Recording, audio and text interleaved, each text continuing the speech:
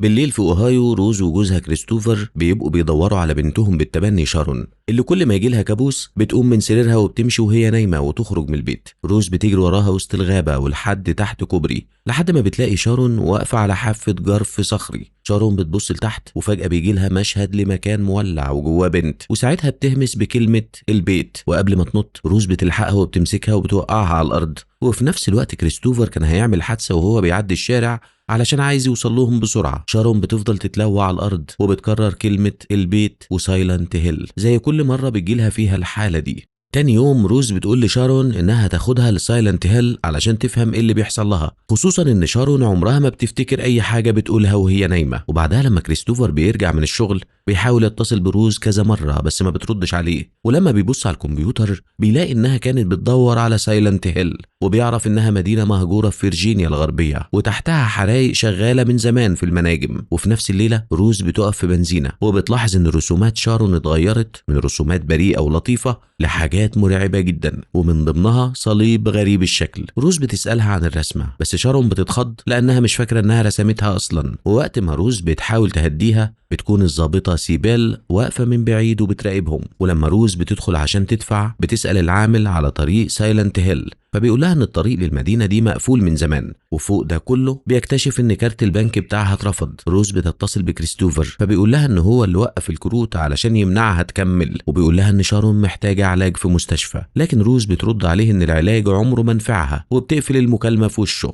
وبره سيبل بتقرب من شارون علشان تطمن عليها، لكن شارون بتتجاهلها لانها متعوده ما تتعاملش مع حد غريب. وبعد شويه روز بترجع للعربيه وبتتحرك، ما بتمشيش كتير الا وسيبل بتحاول توقفها. فروز في الاول بتركن على جنب، لكن اول ما بتشوف يافطه بتدل على طريق سايلنت هيل بتدوس بنزين وبتهرب منها. بتلاقي سور قافل الكوبري فبتخبطه بالعربيه وبتكسره وبتكمل. وكل ما يقربوا من المنطقه اللي مليانه ضباب الراديو بيبدا يطلع صوت وشوشه غريبه، وشارون بتصرخ من الوجع وهي ماسكه ودانها. وفجأة بتظهر بنت في نص الطريق فبتضطر روز تلف الدريكسيون علشان ما تخبطهاش، وساعتها بتفقد السيطرة والعربية بتعمل حادثة.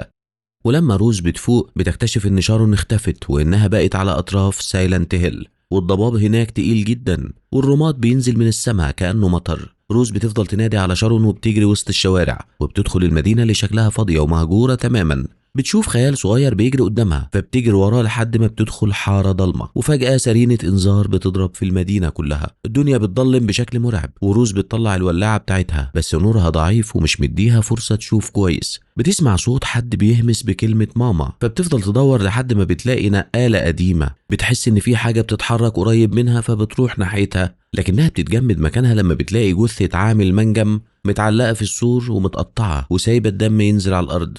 فجأة بيظهر وراها وحش اسمه جراي تشايلد، ولما بيحاول يقرب منها جسمه بيطلع منه وهج غريب.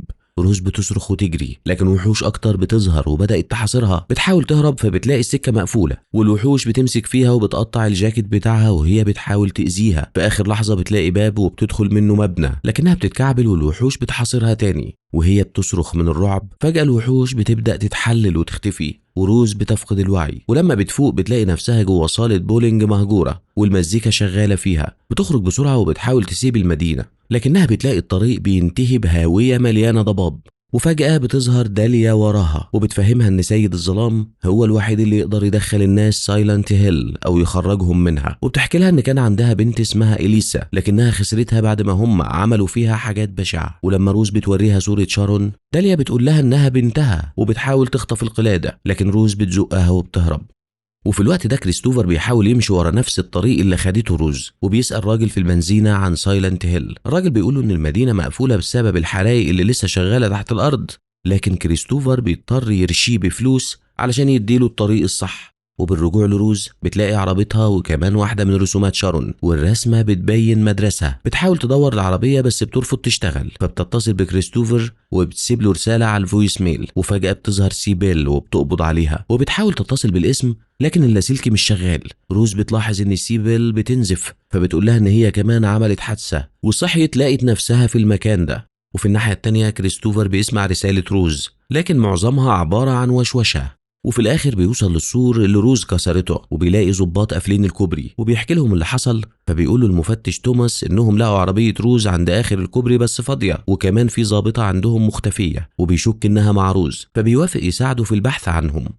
وجوه سايلنت هيل سيبل بتحاول تاخد روز للاسم، لكن بتكتشف ان الطريق هو كمان بينتهي بهاوية، وساعتها بتتأكد ان سايلنت هيل موجودة في عالم الضباب، يعني واقع تاني مختلف عن عالمهم. فبتقرر تكمل مع روز على امل يلاقوا لاسلكي شغال. بيشوفوا حد بيتحرك قريب، ولما بيحاولوا يمشوا وراه لاسلكي سيبل وموبايل روز بيبدأوا يطلعوا نفس الوشوشة الغريبة. وفجأة بيظهر وحش، فسيبل بتطلع مسدسها، لكن قبل ما تضربه بيرمي عليها مية مغلية. لحسن حظها المية بتيجي على الخوذة، فبتخلعها بسرعة وبتضرب الوحش بالنار لحد ما تقضي عليه. روز بتستغل الفرصة وبتجري بعيد، وبتمشي ورا الخرايط اللي على محطات الأتوبيس لحد ما بتلاقي المدرسة اللي كانت في رسمة شارون. وهي داخلة بتلاحظ نفس الصليب الغريب مرسوم على الباب. بتدخل مكتب وبتلاقي طقم مفاتيح وكشاف، وبتاخدهم علشان تكمل البحث. وفي العالم الحقيقي كريستوفر وتوماس بيعدوا بالعربية في نفس الشوارع، وبيستخدموا مكبر صوت علشان ينادوا على روز، لكن بما ان كل واحد في عالم مختلف محدش فيهم سامع التاني. توماس بيحكي له ان ابوه كان عنده محل حلاقة ومات وقت حريقة المناجم، وده اللي خلى اهل المدينة يسيبوها. وفي ناس شايفة ان سايلنت هيل تستاهل المصير اللي وصلت ليه. بعدين وبالرجوع لروز بتشوف طير محبوس جوه قفص، ومجموعة من عمال المناجم ظاهرين حواليه. بتحاول تفتح الابواب لكنها بتلاقيها مقفولة، فبتجري لحد ما بتدخل مبنى محروق وبتستخبى في فصل. هناك بتلاحظ بصمات ايد لسه واضحة على التراب، وبتلاقي كلمة ساحرة مكتوبة على الديسكات كلها، وبتحتفظ بكشكول كان بتاع إليسا. وفجأة بتشوف اللي حصل زمان لما كل الطلبة كانوا بينادوا عليها بكلمة ساحرة وبيتريقوا عليها وبيضايقوها. وبعدها بتشوف بنت بتجري، فبتطلع وراها للحمام وبتسمع صوت بنت بتعيط. بتفضل تفتح الابواب واحد ورا التاني، ولما بتوصل لاخر باب بتتفزع لما بتلاقي جثة الفراش ملفوفة بسلك شايك، وجوه بقه جزء من ميدالية مفاتيح الفندق، وعلى الحيطة مكتوب اتحداك تمد ايدك، ومعاها سهم ناحية بقه. فبتضطر روز تمد ايدها وتاخد المفتاح. وهي خارجة بتلاحظ ان عمال المناجم قربوا، فبتجري وبتقفل الباب وراها. بيبدأوا يخبطوا على الباب بجنون، لكن فجأة الطير بيتفزع وبيطير، والعمال بيجروا يهربوا. وبعدها السرينة بتضرب تاني والدنيا بتغرق في الضلمة. روز بتولع الكشاف وبتلاقي الحمام نفسه بدأ يتغير ويتعفن، وفجأة الفراش بيخرج من الكابينة وبيرش دمه على الحيطة. روز بتجري وهي بتصرخ، وبتلاقي جثث أكتر في طريقها. وتحت السلم بتشوف كائنات زاحفة مغطية الحيطان وبتهاجم عمال المناجم. روز بتهرب لحد ما تلاقي ممر مقفول، فبتلف من ناحية تانية وبتتخض لما بتلاقي عامل منجم جسمه بيتحرق قدامها. بتعدي الكوبري بسرعة، ولما بتبص لفوق بتلاقي أليسا بشكلها المرعب وهي بترسم رسومات سودة قبل ما تقع. روز بتنزل على حوش المدرسة، وهناك بتشوف بيراميد هيد لأول مرة، فبتجري منه بأقصى سرعة. في نفس الوقت توماس وكريستوفر بيوصلوا المدرسة وبيمشوا في نفس الممر اللي روز ماشية فيه، لكن كل واحد فيهم في واقع مختلف، علشان كده ما بيشوفوش بعض. كريستوفر بيقسم انه حس بوجود روز وشم ريحة برفانها، لكن توماس ما بيصدقوش وبيجبره يطلع بره. وفي عالم الضباب روز بتنهار وبدأت تعيط، والكائنات الزاحفة بتقرب منها، لكن قبل ما توصل لها سيبل بتسحبها جوه أوضة تانية. بتقفل الباب بسرعة وبتدوس على واحد من الكائنات، وروز بتستخدم ماسورة حديد علشان تثبت الباب. سيبل بتفك الكلبشات من ايد روز وبتقول لها ان ما بقاش معاها رصاص كتير. وفجأة ساطور بيراميد هيد بيخرم الباب، والاتنين بيهربوا في آخر لحظة. بيضرب تاني وبيكبر الفتحة، فبتبدأ الكائنات تدخل، وبعدها بيراميد هيد بيمد ايده علشان يشيل الماسورة، فسيبل بتضربه في دراعه. الطلقة ما بتأثرش فيه، لكن فجأة كل حاجة مرعبة حواليهم بدأت تتحلل وتختفي، وبيراميد هيد بيختفي، والمدرسة بترجع لشكلها الطبيعي. بعد كده روز وسيبل بيتفقوا انهم يدوروا على الفندق اللي كان اسمه موجود على ميدالية المفاتيح. وفي العالم الحقيقي توماس بيجبر كريستوفر يسيب المدينة ويقول له يسيب الموضوع للبوليس، لكن كريستوفر بيحس ان في حاجة مستخبية، فبيتصل بأرشيف المقاطعة وبيسأل عن سايلنت هيل، لكنهم بيقولوا له ان الملف سري للغاية. وبالليل بيستنى الموظفين يمشوا وبيتسلل للأرشيف، ومن تقارير توماس بيتأكد من قصة الحريقة، وبيلاقي صورة لبنت داليا اللي اسمها أليسا، وبيتصدم لأنها شبه شارون بشكل غريب. وكمان بيلاقي معلومات عن قضية خطف واعتداء حصلت في الأوضة رقم 111 في الفندق. أما في سايلنت هيل روز وسيبل بيلاقوا الفندق وبيسمعوا صوت ست بتصرخ وبتستغيث. بيلاقوا أنا بترمي داليا بالطوب وبتصرخ بكلام عن الإيمان والهلاك. الاتنين بيدخلوا بيوقفوا أنا، وداليا بتستغل الفرصة وبتهرب. أنا بتقول لهم إن داليا مطرودة وإنها خاطية وإنها كانت بتدور على أكل للناجين اللي مستخبيين في الكنيسة. روز بتاخد منها السكينة وبتلاحظ الصليب الغريب المرسوم على الأرض، فبتقول لها أنا إن ده رمز إيمانهم. وجوه صندوق الجوابات بتاع الأوضة 111 بيلاقوا رسمة من رسومات شارون، فبيبدأوا يدوروا على الأوضة، لكن رغم إنهم بيبصوا على كل الأبواب مش بيلاقوها. أنا بتوريهم لوحة بتسميها الحرق الأول، واللوحة بتعرض حرق الساحرات اللي حصل زمان علشان يطردوا الظلام من المدينة. روز بتلاحظ إن اللوحة شبه رسمة شارون، فبتبدأ تقطعها بالسكينة، وساعتها بتكتشف إن الأوضة 111 كانت مستخبية وراها، وبيلاقوا فتحة في الحيطة وبيضطروا ينطوا منها علشان يوصلوا للمبنى اللي بعده، لكن السكينة بتقع منهم وهم بينطوا. فجأة بنت صغيرة بتعدي تجري، وروز بتجري وراها وبتنط فوق أنقاض قديمة على حافة هاوية كانت هتقع، لكنها بتلحق نفسها وبتوصل للبنت اللي بتطلع أليسا. روز بتسألها عن شارون، لكن أليسا بدل ما ترد بتوريها آثار النار اللي على دراعها، وفجأة النار بتكبر وبتنتشر. روز بترمش بعينها فبتلاقي أليسا اختفت. بعدها سيبيل بتلاقيها وبترمي لها حبل علشان تساعدها ترجع الناحية التانية، وساعتها روز بتقول لها الاستنتاج اللي وصلت ليه إن أليسا هي اللي سببت الحادثة وجابتهم للمكان ده. وفي الوقت اللي سيبل بتلاحظ فيه صليب تاني، أنا بتترجاهم ما ينطقوش اسم أليسا، وفجأة سرب طيور بيطير ناحية الفجوة، فبتقول أنا إن لازم يهربوا فورا علشان الظلام جاي. التلاتة بيجروا وسط الشوارع والسرينة بتضرب من جديد لحد ما بيوصلوا للكنيسة اللي روز كانت شافتها قبل كده في رسومات شارون. فجأة بيظهر ناس كتير من الناجين وبيدخلوا الكنيسة بسرعة علشان يستخبوا، ما عدا داليا اللي بتحذر سيبل وما بتخليهاش تمشي وراهم لأنهم ناس مضللين. أنا بتغضب وبترمي داليا بطوبة وبتقول إنها كذابة، لكن روز بتحاول تطلع منها بأي معلومة. وبعد شوية الظلام بدأ ينتشر، فسيبل بتسحب روز بالعافية لجوه الكنيسة، وأنا بتوقف وبتجري ناحية داليا علشان ترمي عليها طوبة تانية، لكن بيراميد هيد بيمسكها وبيسلخ جلدها وبيرميه على باب الكنيسة.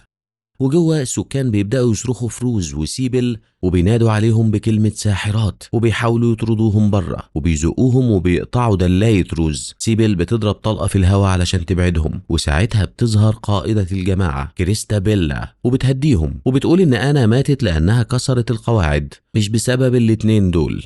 والساعات اللي بعد كده كريستابيلا والناس اللي معاها ما بيعملوش غير الصلاة. وفي الوقت ده كريستوفر بيروح للمأوى اللي شارون اتبنت منه، لكن الراهبة المسؤولة بترفض تقول له أي تفاصيل عن ماضي البنت. كريستوفر بيفقد أعصابه وبيزعق، لكن توماس بيدخل وبيكلبشه بتهمة اقتحام مكان خاص. توماس بيقول له إن أليسا ماتت ليلة الحريقة، وإن الطائفة اللي كانت عايشة في سايلنت هيل عملت فيها حاجات بشعة، وبيوري له آثار الحروق اللي في إيديه، وبيقول له إن في أنواع من العدالة بيبقى حسابها عند ربنا، وقبل ما يمشي بيحذره إنه يوقف تدوير وإلا هيتحبس.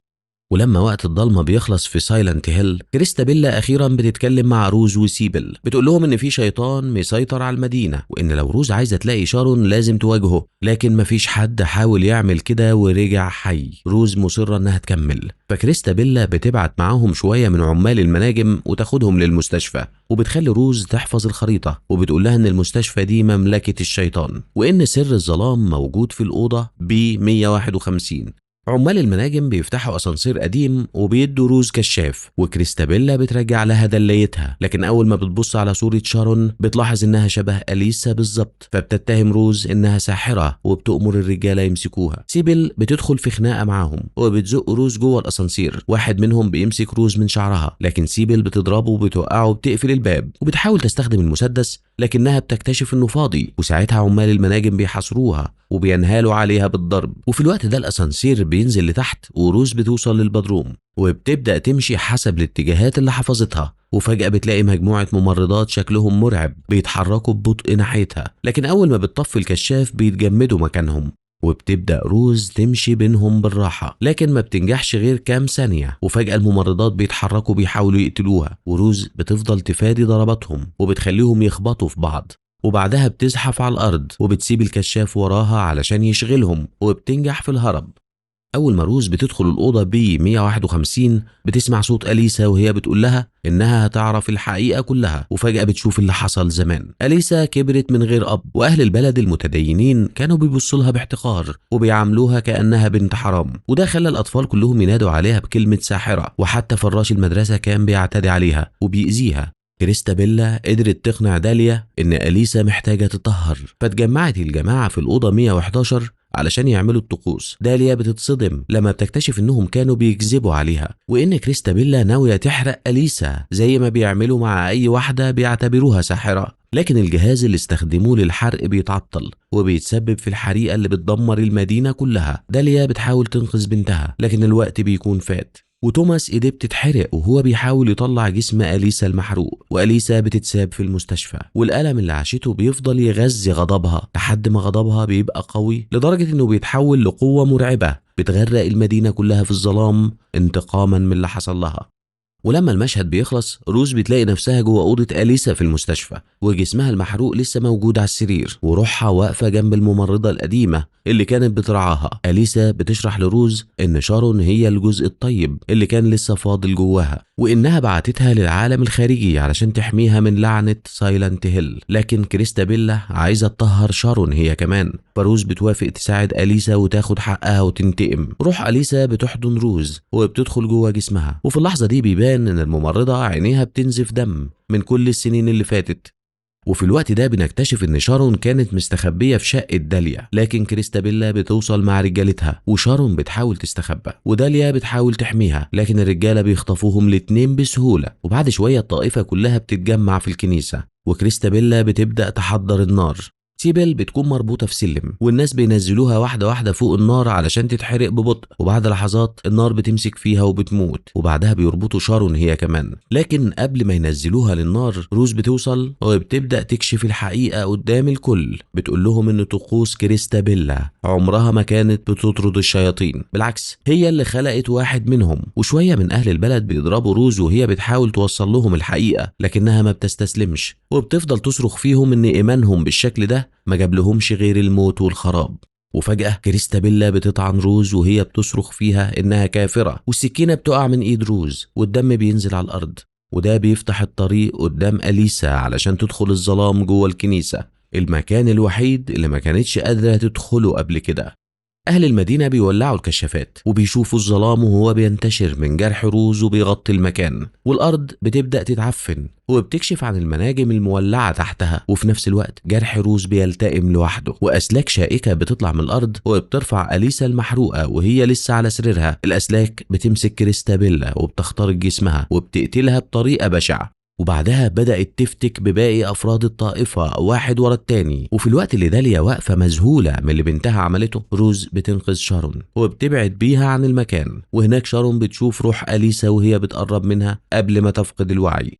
وبعد كام دقيقة نور الشمس بيدخل الكنيسة واللي بقت نظيفة وفاضية ومفضلش فيها غير داليا وروز وشارون. داليا بتستغرب ليه أليسا ما قتلتهاش، فبترد عليها روز إن الأم في عين طفلها بتبقى حاجة عظيمة. وبعدها روز وشارون بيرجعوا للعربية، وشارون أخيرا بتنام من غير ما تشوف أي كوابيس. وفي الآخر روز بتسوق العربية وبتتصل بالبيت وبتسيب رسالة، لكن الرسالة اللي بتوصل ما بتبقاش غير شوية وشوشة. وفي نفس الوقت كريستوفر بيكون نايم وبيصحى فجأة لما بيحس ان في حد قريب منه. روز وشارون بيوصلوا البيت وبيدخلوا، لكن لما كريستوفر بيطلع بره يدور ما بيلاقيش حد، رغم انهم فعلا موجودين جوه البيت. وهنا بنفهم ان روز وشارون لسه محبوسين في عالم الضباب، وانهم لسه ما خرجوش من سايلنت هيل اصلا. ودي نهاية الفيلم، ونتقابل في تلخيصة جديدة، وشكرا للمشاهدة.